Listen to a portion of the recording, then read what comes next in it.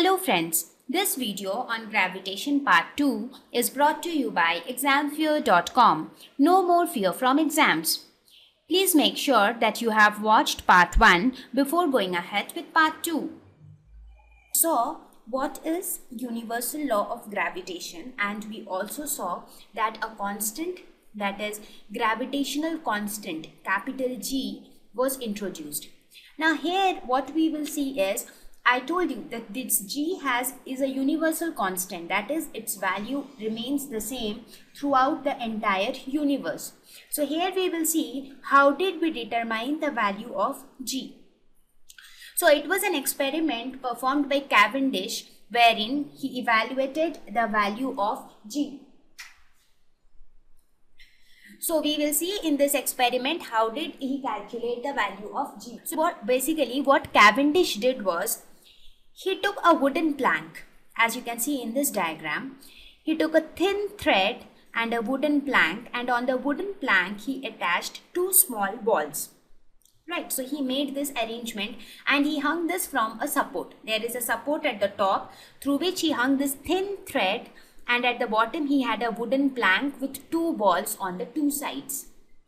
Then what he did, he introduced another similar arrangement, but there were two very big balls which were suspended from again certain arrangement. Right, and how he arranged it? He arranged it in such a way that these two big balls were nearby to the small balls. Now what he observed was, these two small balls got attracted towards the bigger balls, and this wooden plank started rotating. It rotated to some extent. As a result of this rotation, this thin thread also started twisting. So this thread started twisting and this rotated. So this started rotating and the thread twisted. Why? It happened because of the force of gravitation between this and this ball, and similarly between this ball and this ball. Right, so this was the experiment which Cavendish performed. So in this experiment he found that the plank rotates. Plank means this wooden plank. The plank rotates till the twisting force, that is the force of this wire being twisted, this twisting force is equal to the gravitational force between the balls. That means till the twisting force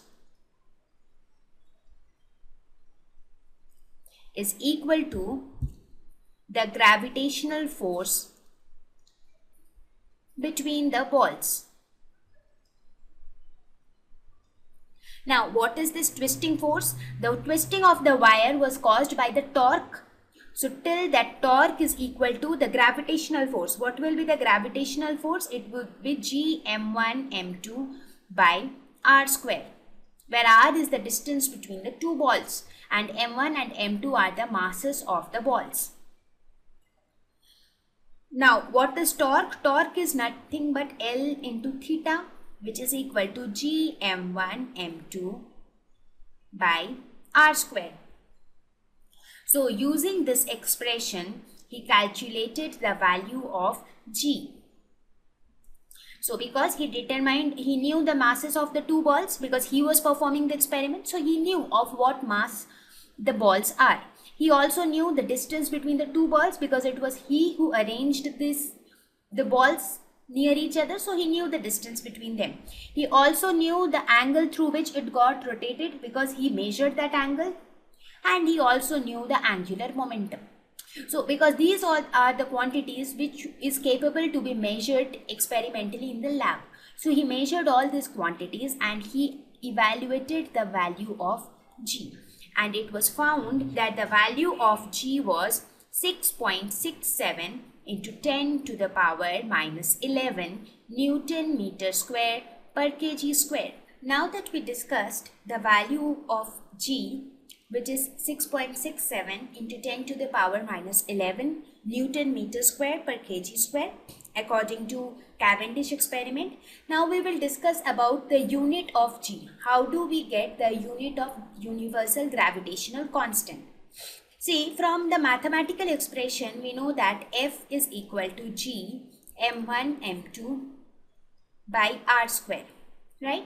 So what is the value of G? G is nothing but F r square divided by m1 m2. Now let us write following quantities in terms of their units. Now what is the unit of force? It is Newton. The unit of R, what is R? R is nothing but the distance between two bodies. So this is meter. So meter square. What is the unit of mass? It is kg. Since mass into mass, so it will be kg square. So that means the unit of G will be Newton meter square per kg square.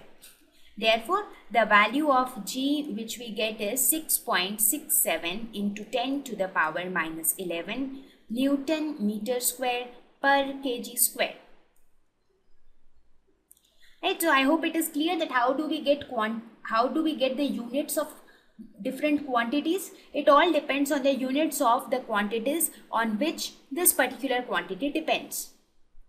So we learned what is universal law of gravitation, mathematical expression of universal law of gravitation, how do we calculate the value of gravitational constant, and the unit of universal gravitational constant. Now let us go ahead and look at some simple problems based on whatever we have studied. So let us see this problem 1. It says calculate the gravitational force of attraction between two lead balls of mass 20 kg and 10 kg separated by a distance of 10 centimeters. So in this case we are given M1 is equal to 20 kg,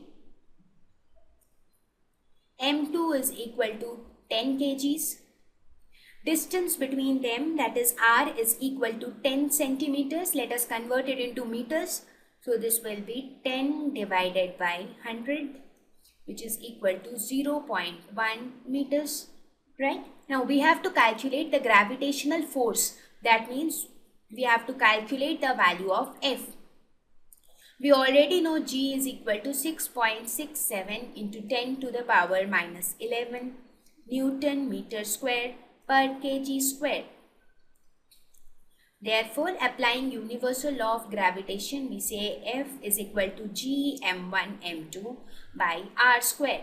So we will just put down the values, that is 6.67 into 10 to the power minus 11 into 20 into 10 divided by 0.1 whole square. So this will be equal to 6.67 into 2 into 10 to the power 4 into 10 to the power minus 11. So this will be equal to 1.3 into 10 to the power minus 6 Newton. So this will be the value of force of gravitation between the two balls. So it is very simple, right? We just used the very basic formula or the statement of universal law of gravitation. Thank you.